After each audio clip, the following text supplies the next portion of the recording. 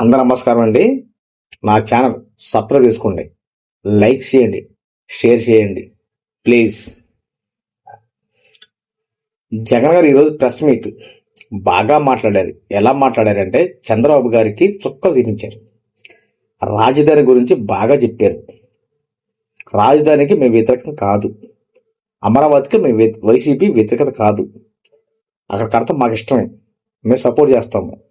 కానీ 3 క్యాపిటల్ అనేది నేను అంత డెవలప్ అయిద్దని, ఈ రాష్ట్రంలో ఏ జిల్లాకి ఏ దేనికి మేము వ్యతిరేకత కాదు.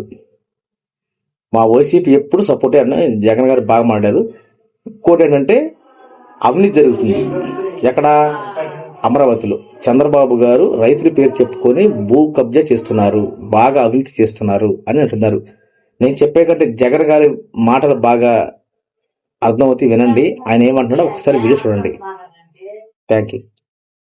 చంద్రబాబు నాయుడు గారు చెప్పిన లెక్కల ప్రకారమే, తానంతటి తానే కేంద్రానికి, తానంతటి తానే బ్యాంకులకు వాళ్ళు సబ్మిట్ చేసిన డిపిఆర్ రిపోర్ట్ల ప్రకారమే అమరావతి ప్రాంతంలో 1 ఎకరా డెవలప్ చేయాలంటే, డెవలప్ అంటే బిల్డింగులు కాదు, డెవలప్ అంటే కేవలం అక్కడ రోడ్లు, కరెంటు, డ్రైనేజు, నీటి సదుపాయాల కల్పనకు మాత్రమే వీళ్ళ లెక్కల ప్రకారమే ఎకరాకు 2 కోట్ల రూపాయలు ఖర్చు అవుతుంది అని ఇచ్చిన వీళ్ళ లెక్కల ప్రకారమే 50,000 ఎకరాలకు అయ్యే ఖర్చు ఇంటూ 2 కోట్లు అంటే 1,00,000 కోట్ల రూపాయలు.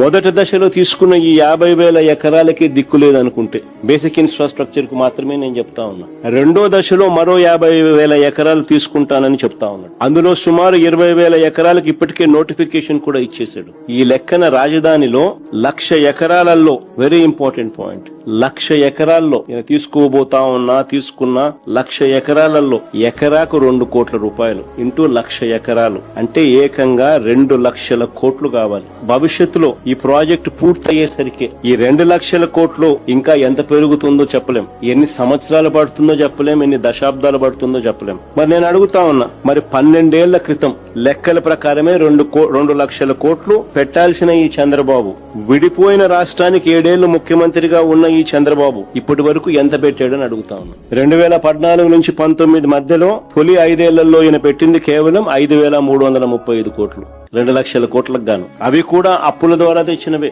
ఈ 2 ఏళ్లలో కూడా ఎంత పెట్టారని చూస్తే, నాకున్న సమాచారం ప్రకారం చంద్రబాబు నాయుడు గారు అమరావతి కోసం ప్రస్తుతానికి చేసిన గ్రాస్ కమిటెడ్ అప్పులు 47,000 కోట్లలో ఇప్పటికే డ్రా చేసింది 13,000 కోట్లు. ఇందులో కూడా మొబిలైజేషన్ అడ్వాన్సులుగా ఇచ్చింది 5,500 కోట్లు. 10% ఇవ్వడం, 8% తీసుకోవడం కమిషన్. కేవలం 2,500 కోట్లు మాత్రమే బిల్లుల కింద ఇచ్చాడు.